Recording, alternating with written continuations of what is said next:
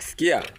Kati ya mwanamke mwizi na mwanamke malaya, unaweza ukaishi na nani kati ya hao wanawake? Yaani mwanamke mwizi, ukijisahau tu kidogo kaacha hela ovyo ovyo, baba, imeenda.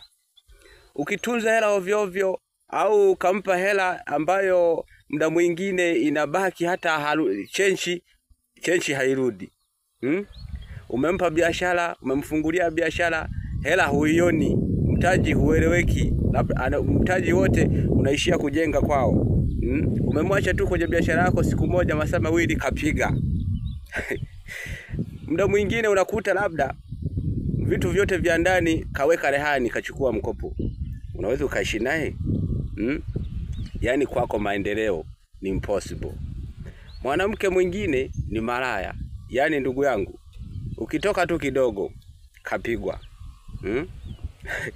Ukisafiri tu kidogo kaleta bwana ndani. Yaani yeye ni mwendo ni 3 bila kila siku. Hata kama akienda bafuni, mwanangu kapigwa kimoja cha moto. Unaishi na nani? Unaweza ukakaa na mwanamke wa aina gani kati ya mwanamke mwizi na mwanamke malaya? Hebu nipe comment yako hapo. Kama mdau wangu, unaweza ukaishi na mwanamke wa aina gani hapo? Mwanamke mwizi na mwanamke malaya. Yaani hao wote ni vicheche. Pia nakushauri usisahau kusubscribe kwenye channel yangu ya YouTube, andika Bruce Charles Evarist Michael.